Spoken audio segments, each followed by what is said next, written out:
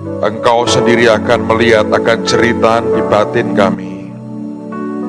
Kami sungguh ingin Tuhan berkenan kepadamu. Sesuatu yang Tuhan akan berikan dan bagikan dalam hidup kami, biarkan terjadi dalam nama Tuhan Yesus. Tolong ya Tuhan, supaya anugerah-Mu turun hari ini. Roh Kudus yang tolong kami mengerti akan hati Tuhan, curahkan hikmat, wahyu, dan pengertian-Mu ya Tuhan.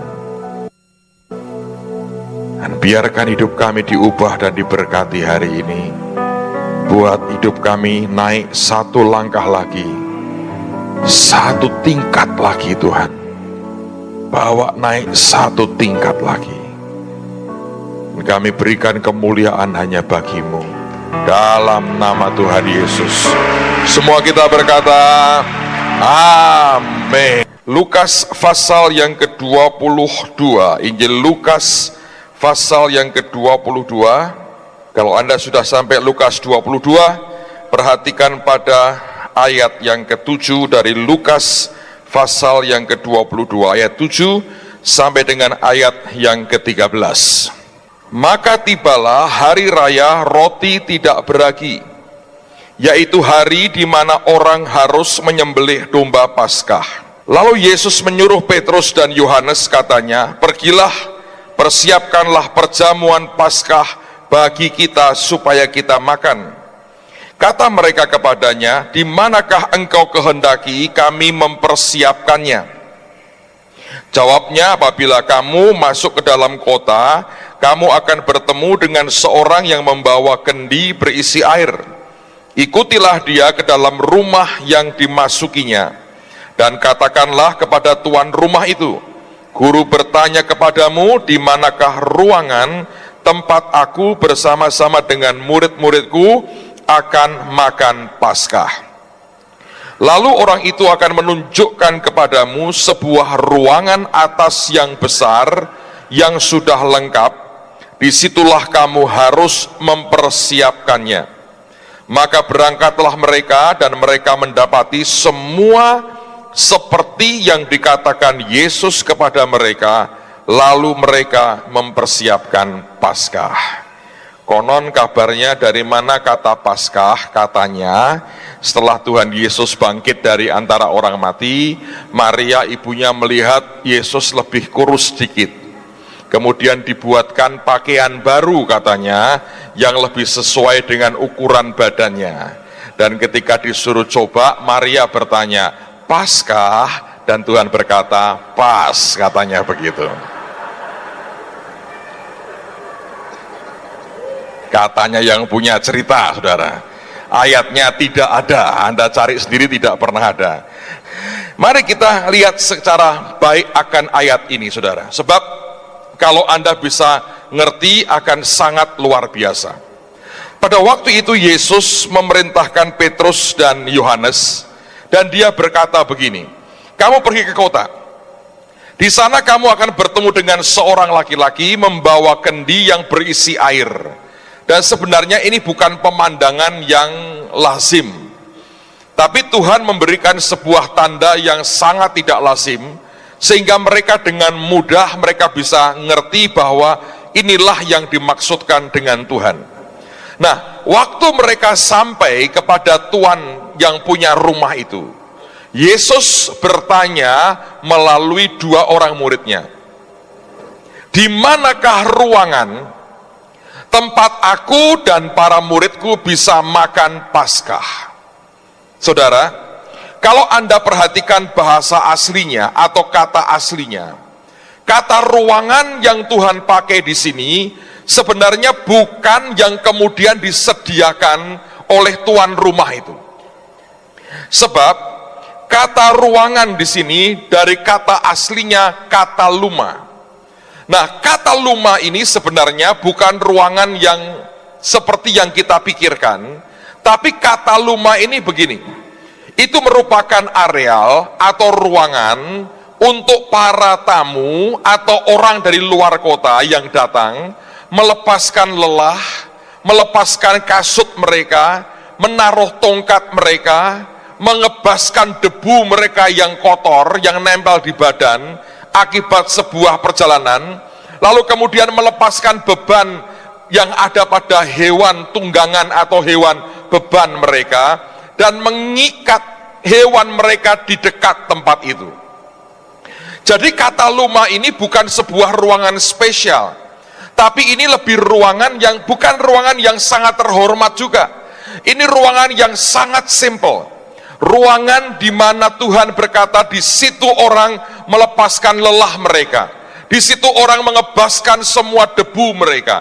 Di situ orang melepaskan semua kepenatan dan beban yang ada di dalam hidup mereka. Dan Tuhan berkata, di mana kataluma yang bisa aku pakai? Menarik sekali, kata-kata luma ini sebenarnya juga muncul di dalam Injil Lukas pasal yang kedua. Mari kita lihat sama-sama. Lukas pasal yang kedua, perhatikan pada ayat yang ke-7. Lukas pasal 2 ayat yang ke-7. Judulnya kelahiran Yesus, Anda mengerti ceritanya, ayat 7. Dan ia melahirkan seorang anak laki-laki, anaknya yang sulung.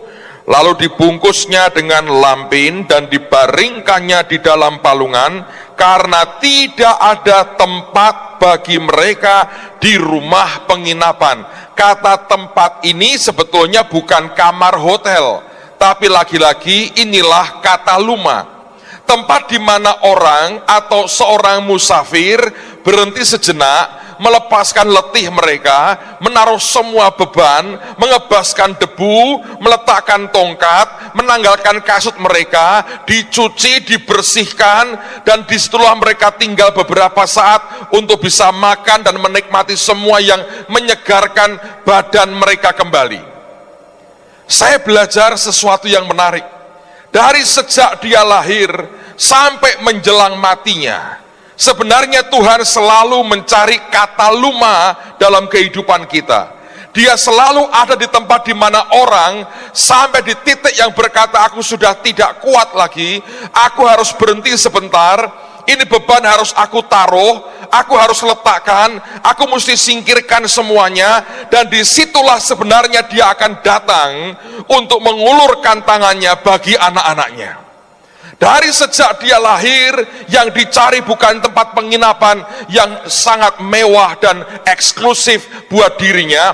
Dia ada di tempat di mana orang sudah begitu letih dengan segala sesuatunya dan berkata, aku mesti berhenti sebentar supaya aku diberi kekuatan yang baru.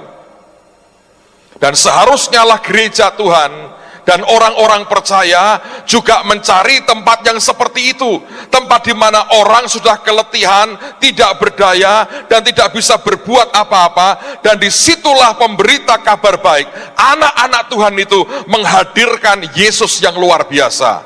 Sebab ketika dia hidup 2000 tahun yang lalu, ketika dia lahir, yang dicari adalah kata luma. Tapi dia tidak pernah mendapatkan itu. Dia mendapatkan tempat untuk hewan. Saudara, di saat dia lahir, dia mau berkata bahwa aku tahu ada banyak manusia di dunia ini yang letih. Aku mau datang memberikan sesuatu yang menyegarkan hidup mereka. Tapi toh karena mereka tidak tahu, atau mereka terlalu penuh dengan diri mereka sendiri. Kata luma di Bethlehem penuh dengan manusia dalam kepenatannya dan tidak peduli bahwa Allah akan lahir ada bersama dengan mereka. Dan hari ini tanpa sadar, berapa banyak kita yang penuh dengan diri kita sendiri, sehingga bahkan tidak ada tempat bagi Tuhan untuk berbicara dan melakukan apa yang Dia mau. Berapa banyak di antara kita yang sering berkali berkata, Tuhan, jangan terlibat dalam urusanku, aku sudah tidak mau lagi, Engkau sebuah beban buat aku. Dan bahkan waktu kita letih, ketika Tuhan mengulurkan tangannya, sebuah beban muncul di hati dan berkata, Tuhan seperti beban dalam hidupku. Tanpa sadar, ada orang-orang yang setiap kali diajak bicara tentang Tuhan, sudah seperti kena beban tersendiri berkata, ya aku letih ngomong tentang Tuhan lagi. Tapi ini kenyataan saudara. Tapi juga kenyataan yang kedua, bahwa Tuhan konsisten di tempat di mana Anda sudah begitu letih dan tidak berdaya. Sampai hari ini tetap Dia ulurkan tangan dan berkata, kamu yang ada di Kataluma, kamu yang lapar, kamu yang letih, kamu yang lemah dan tidak berdaya, aku mengulurkan tanganku, dan percayalah kuasa Tuhan tetap luar biasa sampai dengan hari ini saudara. Ketika kami buat kebaktian anak raja, saya melihat Tuhan sembuhkan begitu banyak orang, dan saya bersyukur sekali karena ribuan orang yang datang. Sekarang sebagian besar ini belum pernah datang di KKR Anak Raja. Ini orang-orang yang total baru lagi. Dari caranya mereka nyanyi yang belum bisa, segala macam. Dan dari report yang masuk mereka berkata, Pak, ini rombongan yang baru lagi. Sekian ribuan orang lagi datang. Dan ini juga rombongan yang baru. Saya bersyukur dengan begitu banyak mujizat dan kesembuhan yang mereka alami. Saya bersyukur kita punya Yesus yang luar biasa. Di Kataluma di mana orang sudah begitu letih dan tidak tahu harus seperti apa. Selalu itu yang pertama-tama Dia tuju. Di Natal ketika Dia lahir, bahkan Kataluma pun Dia tidak dapat saudara. Tempat itu terlalu penuh dengan manusia. Dan hari ini juga banyak orang Kristen yang bahkan Kataluma hidupnya terlalu penuh dengan dirinya sendiri, terlalu penuh dengan ketakutan kita, sehingga Tuhan bicara pun Dia berkata, engkau tidak tahu Tuhan, ini menakutkan sekali.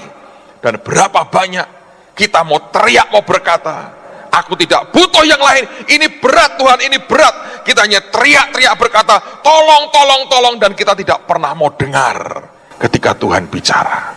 Sampai hari ini, saudara sekalian, Tuhan bekerja dengan ajaib.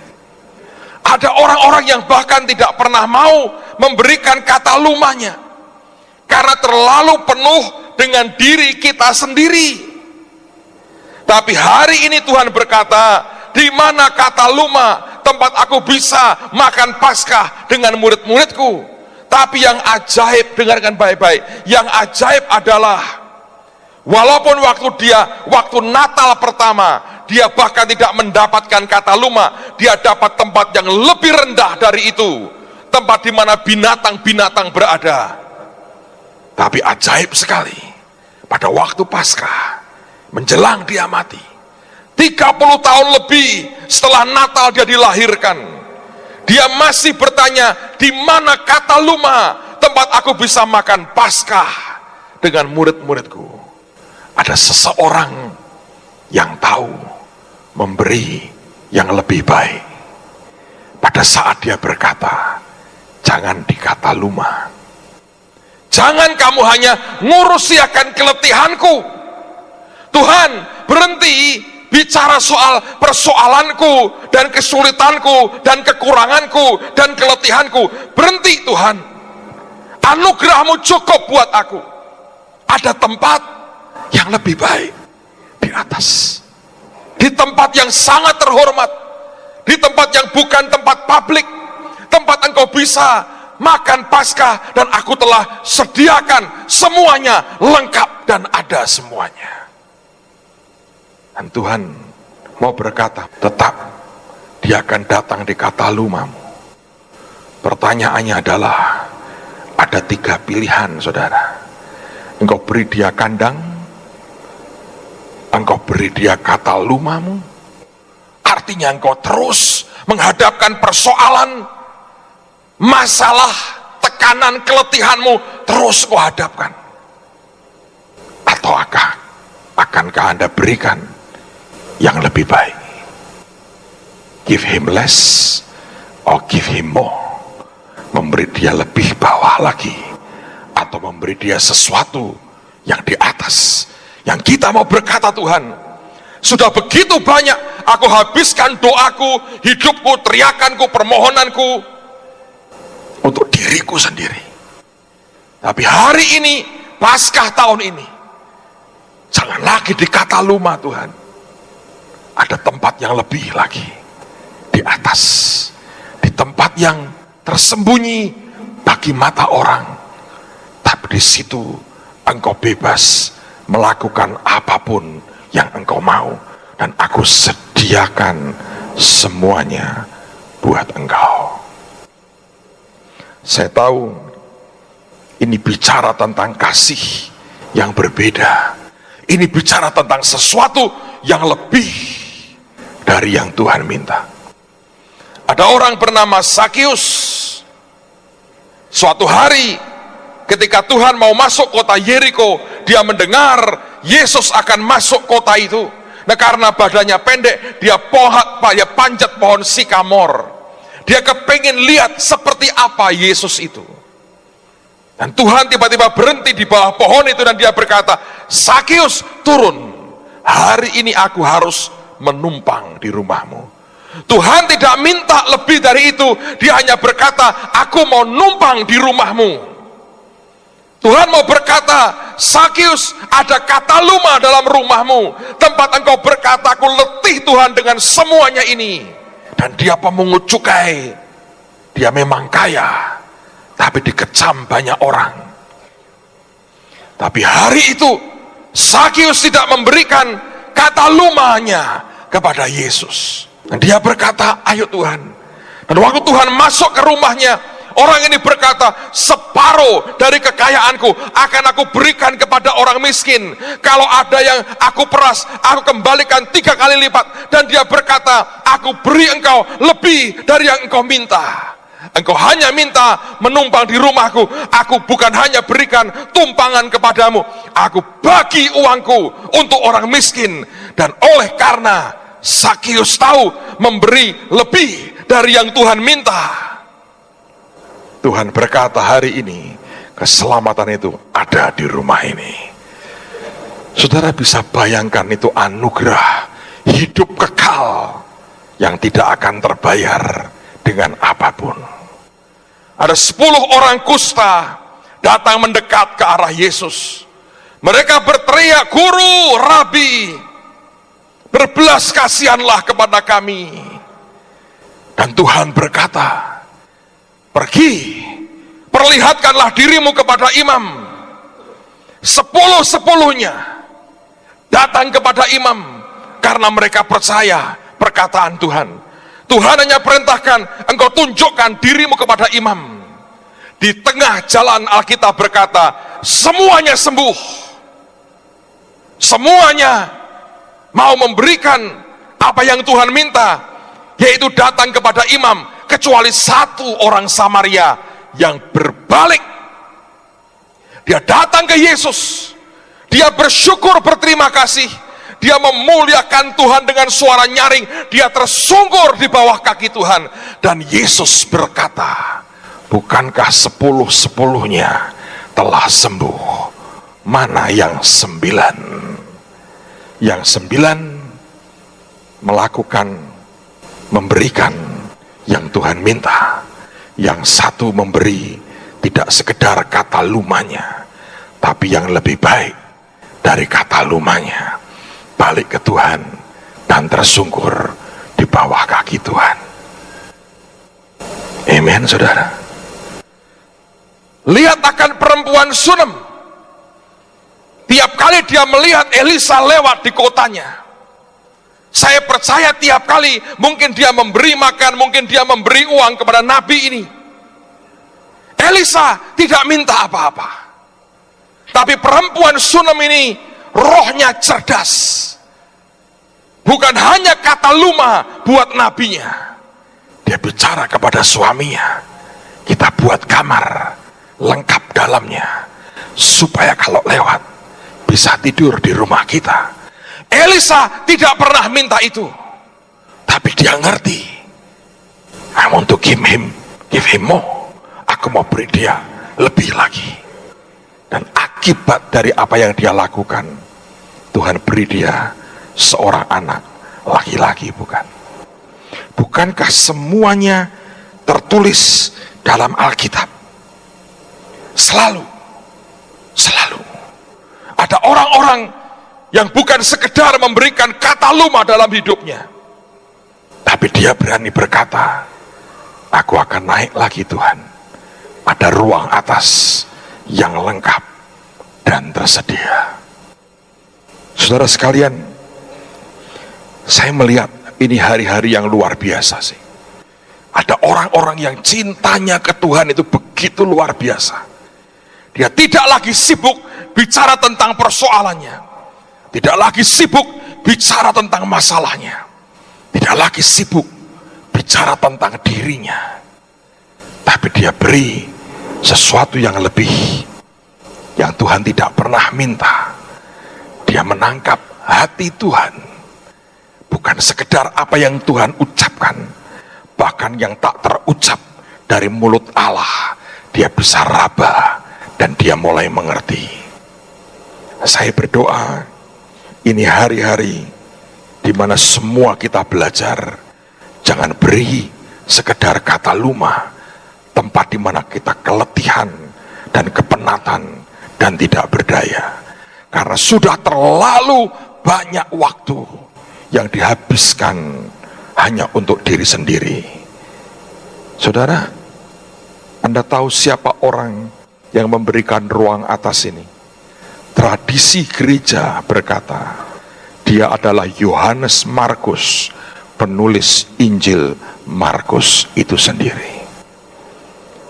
Saya ketika dengar bahwa sejarah gereja, tradisi gereja berkata, dia adalah Yohanes Markus, saya hanya geleng-geleng kepala. Saya bilang, Tuhan, Engkau tahu membalas semua yang anak-anakmu beri.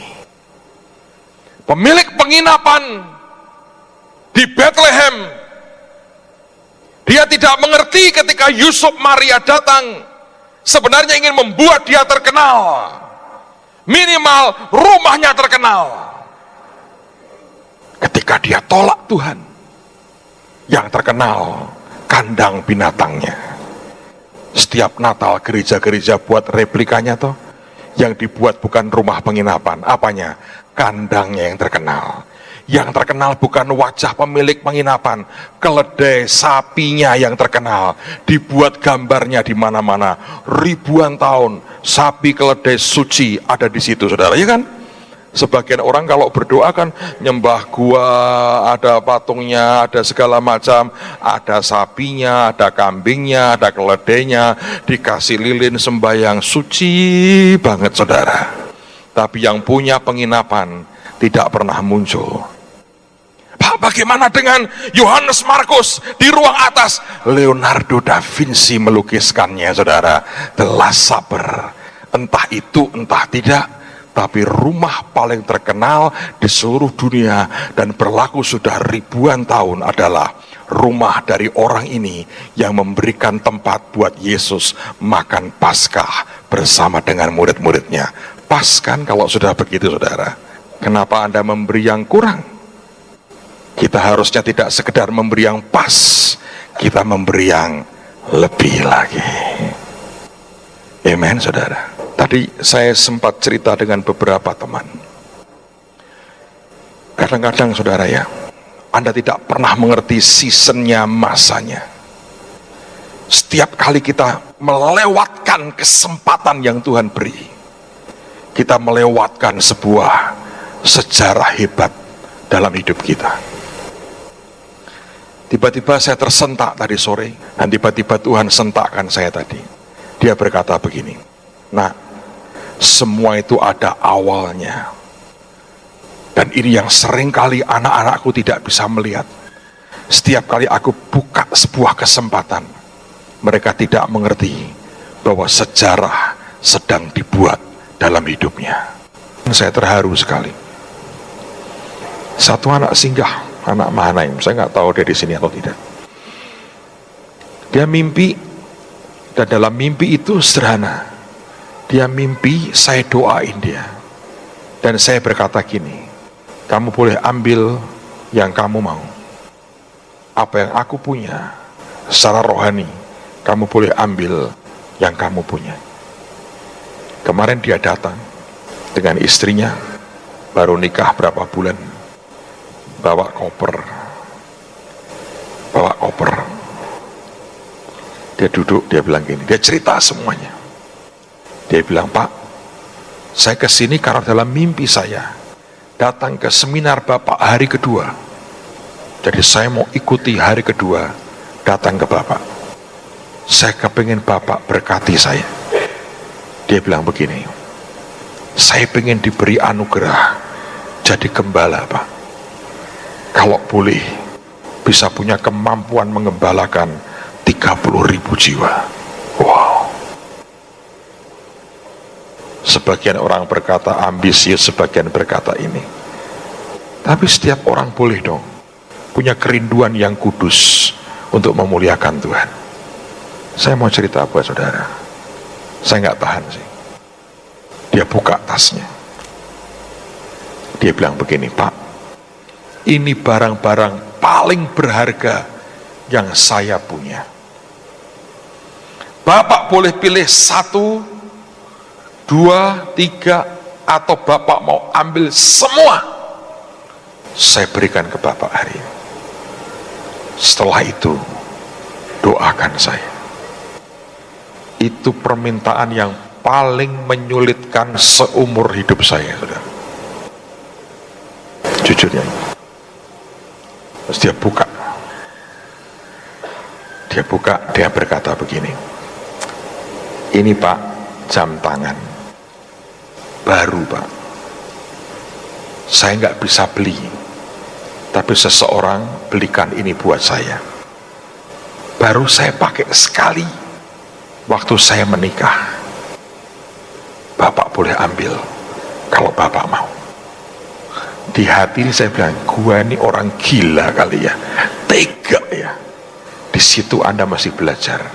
Elia itu luar biasa dengan janda Sarfat, saudara. Saya bilang, waduh. Yang kedua dia bilang begini, Pak, ini PDA dibelikan orang dari Singapura. Saya nggak bisa beli, Pak. Bapak mau PDA saya, ambil. Itu permintaan paling berat yang pernah saya terima. Dia bilang, ini handphone, Pak, baru. Saya juga nggak bisa beli. Orang memberkati saya. Bapak mau handphone, ambil, Pak. Terus saya lihat ada barang kecil di situ. Ini apa? Oh, yang ini baru saya beli memang. Ini tuh di apa ya? Filter udara di mobil. Apa namanya itu? Pokoknya datang colokin di tempat apa itu? Pemantik api ya. Itu akan membuat udara jadi bersih lah. Saya bilang, Tuhan, aku mau berkata gini sih, lu bawa pulang lah. Saya doain yuk 5 menit, saya doain. Saya doa panjang buat kamu, ini bawa pulang. Tapi dia bilang enggak. Bapak boleh pilih 1, 2, 3, 4 atau semuanya. Setasnya saya beri, Pak. Cuma setelah ini doakan saya. Sejujurnya nih saudara, kalau dia konglomerat, enteng buat saya. Tapi saya tahu itu precious buat dia. Precious. Saya bilang dalam hati, gua nih dan kali gua ambil nih. Kayak nggak tahu diri. Cuma Roh Kudus berkata, hargai imannya. Aku ngerti hatimu, hargai imannya. Anda tahu yang saya ambil? Pembersih udara. Dia bilang, kenapa Bapak ambil itu? Dia tanya lagi, saudara. Bapak nggak mau, ini mahal, Pak. Ini yang paling murah. Saya bilang begini, well, saya berkata, kamu tahu, jadi gembala itu butuh nafas seorang pelari maraton, bukan cuma sprint, maraton. Nafas harus panjang. seringkali makan nati soalnya. Penginjil itu hit and run, saudara. Tapi gembala 30.000, kamu perlu nafas yang panjang. Supaya kamu ingat, yang aku ambil ini yang aku butuhkan. Tak taruh di mobilku, supaya aku punya nafas lebih panjang lagi. Dan kamu juga harus punya nafas panjang.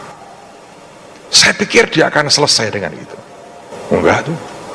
Dia berkata begini, Pak, tapi saya diajari soal ketepatan dalam bagian saya. Dia ambil jam tangannya, dia siapin kantong kertas kado, saudara. Dia masukkan, dia berkata, nah ini ada perpuluhan saya, Pak, semuanya juga buat Bapak. Buat saya itu terlalu berharga. Saya doakan dia, saudara sih. Tapi saya mau cerita apa yang saya buat tadi malam. Saya sampai di tempat hotel saya jejerin dari satu. Ini, tak taruh di tempat tidur. Semalaman tak biarkan begitu. Sambil saya lihat, saya bilang, Tuhan, ada loh orang begini. Sambil saya berdoa, beri Tuhan apa yang dia rindukan. Saya berdoa, satu hari ada 30.000 jiwa dia gembalakan dan dibawa datang kepada Tuhan Yesus. Amen, saudara. Dan sejujurnya seringkali kita malu karena banyak orang sebetulnya dalam kelebihannya, tapi hatinya tidak pernah seperti itu. Yang berani memberi seluruh nafkahnya janda hanya dengan 2 peser uang, sedang orang kaya memberi sedikit dari kelebihannya yang banyak. Aneh sekali. Tapi tadi pagi Tuhan bicara dengan saya. Kalau saya makan pagi, Tuhan ngomong gini, Nak, akan ada waktunya dan segera akan tiba dari orang-orang yang hari ini tidak pernah menganggap dirinya kaya. Orang-orang itu punya hati yang begitu luar biasa untuk aku.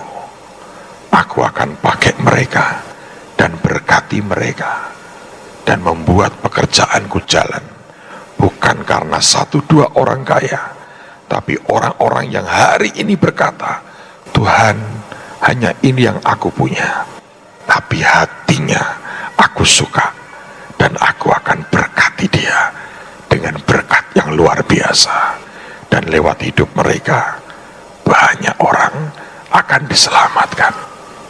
Amen, saudara. Saudara, sebentar kita akan doa, kita mau sembah Tuhan.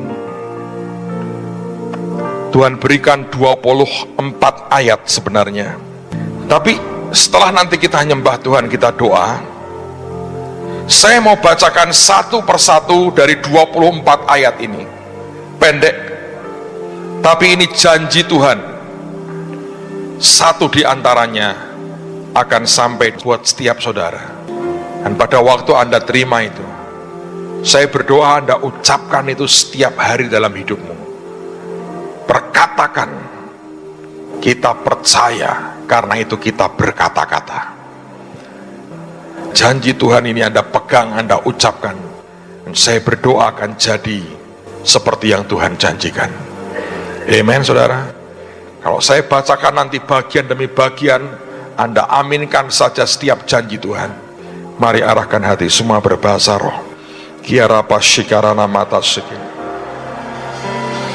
kiara sikine mete sokoromo sikiana mata kanam, koroshikine kete shikiara la mata kara mata kalaba, neke shikiana ta sokolomoto sikine mete karana mata kalaba, neka sikana masoto korosete kiara la mata koropose, kiaka sekere mete sekarana mata kala mata kana mata, nikata sokorono mosite kira mata kala mata. Tuhan, angkat iman kami, angkat iman kami, angkat iman kami, angkat iman kami, angkat iman kami. Inaralama satakaralama takalama sekenemetekana. Angkat iman kami, angkat iman kami, angkat iman kami, angkat iman kami, angkat iman kami. Dalam nama Yesus, angkat iman kami, angkat iman kami. Kiara satakaralama takaralama setekenemete sekeneme. Angkat iman kami, angkat iman kami, angkat iman kami.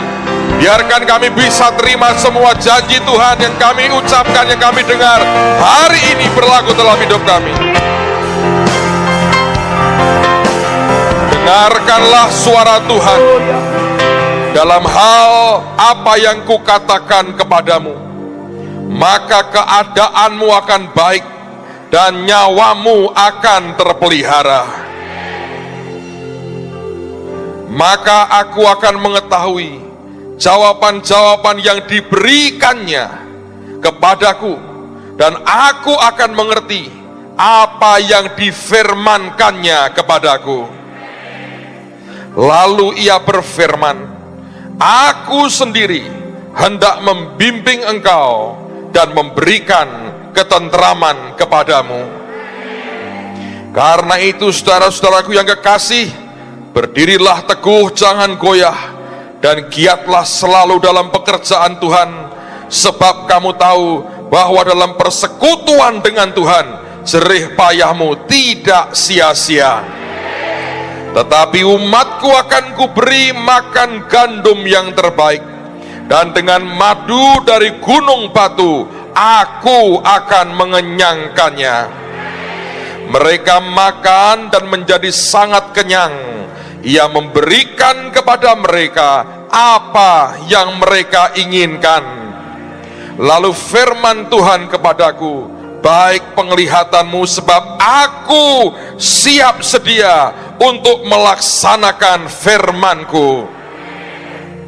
Dan pada hari itu kamu tidak akan menanyakan apa-apa kepadaku. Aku berkata kepadamu, sesungguhnya segala sesuatu yang kamu minta kepada Bapa akan diberikannya kepadamu dalam namaku. Serahkanlah khawatirmu kepada Tuhan, maka Ia akan memelihara engkau. Tidak untuk selama-lamanya dibiarkannya orang benar itu goyah.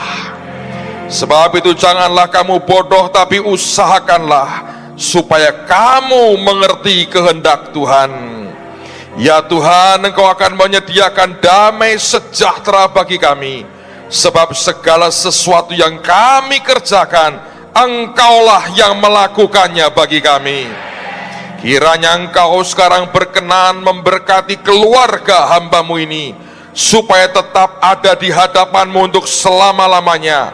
Sebab apa yang Engkau berkati ya Tuhan, diberkati untuk selama-lamanya. Dan itu pun adalah perkara ringan di mata Tuhan.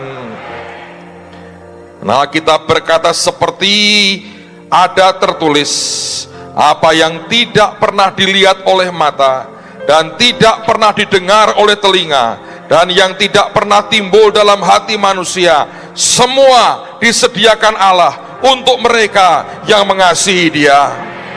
Sampai sekarang kamu belum meminta sesuatu pun dalam namaku. Mintalah, maka kamu akan menerima, supaya penuhlah sukacitamu. Kiranya engkau memberkati aku berlimpah-limpah, dan memperluas daerahku, dan kiranya tanganmu menyertai aku, dan melindungi aku daripada malapetaka, sehingga kesakitan tidak menimpa aku.